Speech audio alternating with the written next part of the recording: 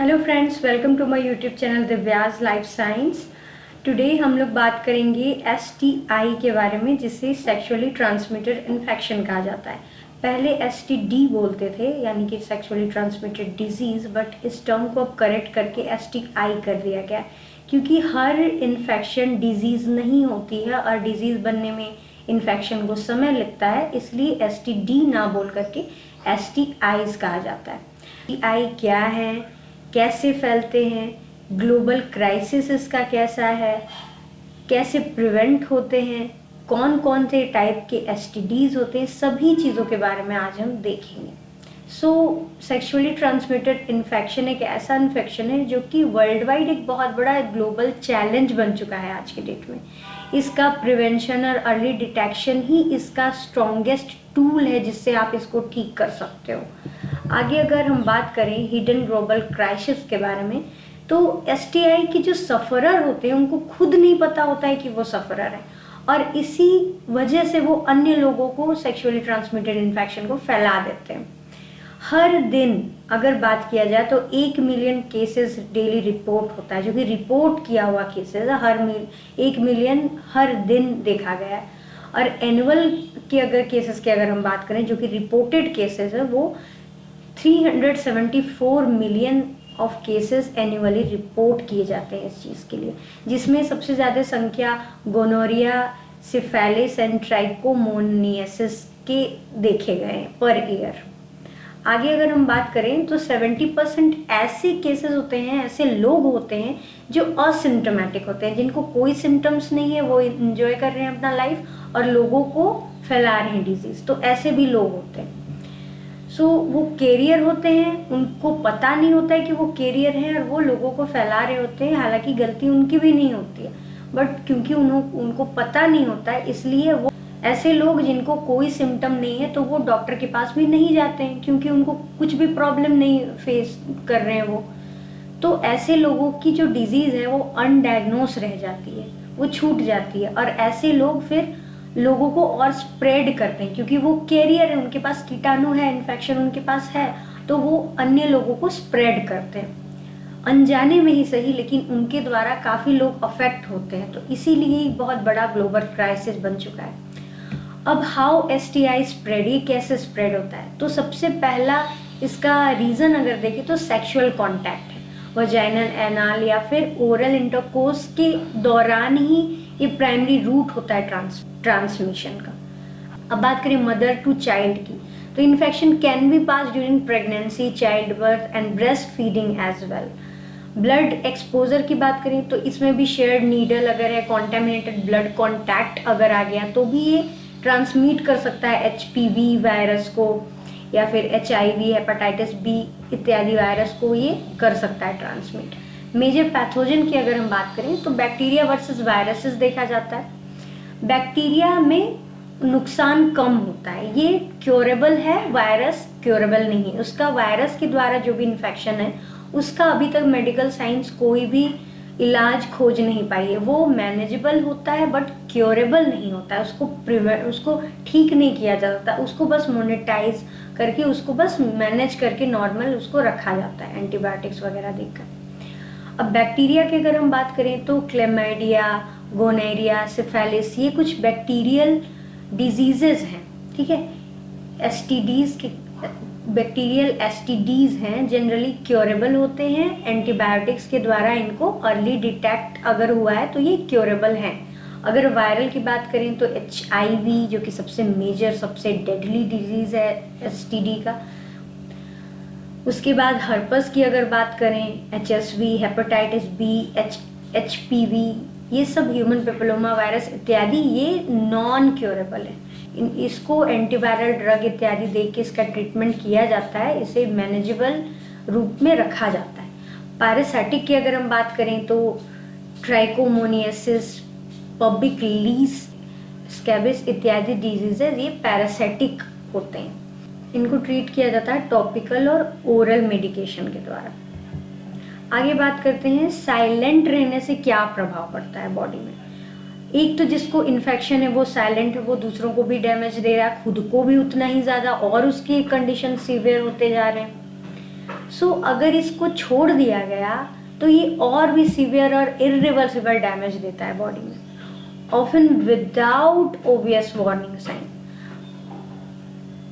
सो अगर इसको छोड़ दिया गया ऐसे ही तो ये और सिवियर और इरिवर्सिबल डैमेज देता है बॉडी को।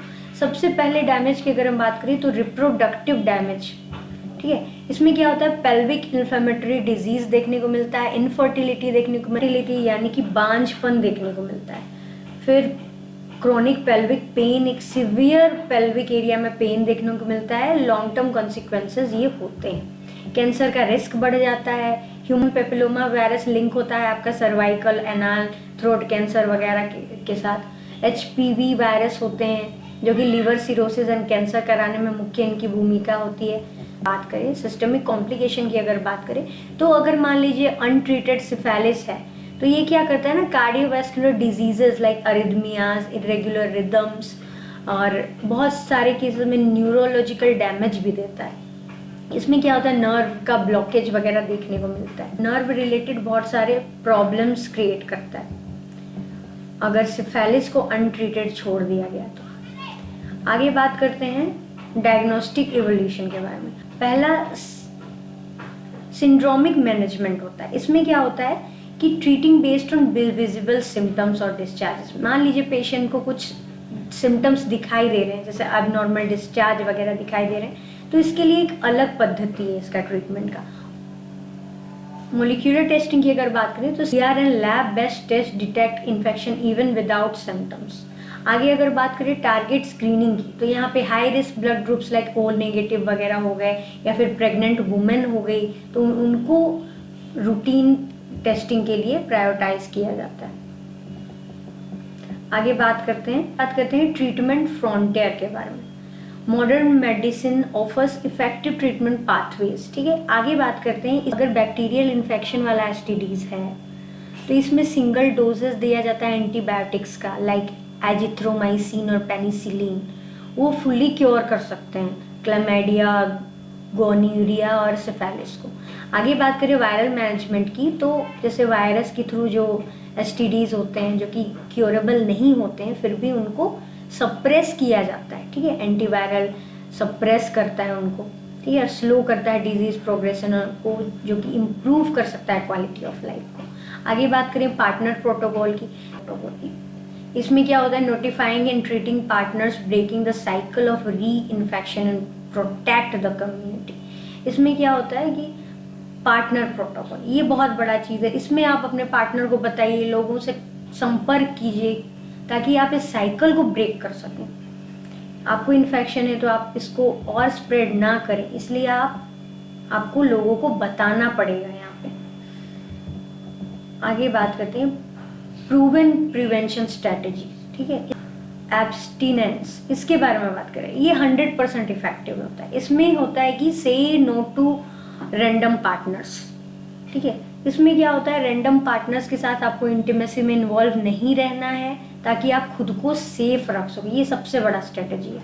साथ में बैरियर प्रोटेक्शन की अगर हम बात करें तो बहुत सारे latex condoms used correctly and consistently dramatically reduce transmission risk. ये बहुत हद तक ट्रांसमिशन रिस्क को प्रिवेंट करता है। वैक्सीनेशन की अगर हम बात करें तो हाईली इफेक्टिव होता है। Vaccines are available for hepatitis B, HPV, human papilloma virus का भी वैक्सीन अवेलेबल है। तो टेकिंग पर्सनल कंट्रोल क्या होता है, अपने आप का रूटीन चेकअप हर 3 महीने 6 महीने में अपना रूटीन चेकअप ज़रूर कराना चाहिए ताकि आपको खुद के बारे में पता हो, अपने स्टेटस के बारे में पता हो, हेल्थ कंडीशन के बारे में कम्युनिकेट करना चाहिए ओपनली। अगर मान लीजिए आपको अनफॉर्चुनेटली ये डिजीज़ हो गया तो आप इसको पास ऑन नहीं करो या फिर आपको कोई इस पर सलाह दे, आप डॉक्टर के पास जाओ, तो ये चीज़ आपके लिए नुकसान कम से कम करेगा आपको। मेक इन्फॉर्म्ड चॉइसेस, सबसे बड़ी चीज़ यही है। लिमिटिंग पार्टनर्स, ये सबसे बड़ा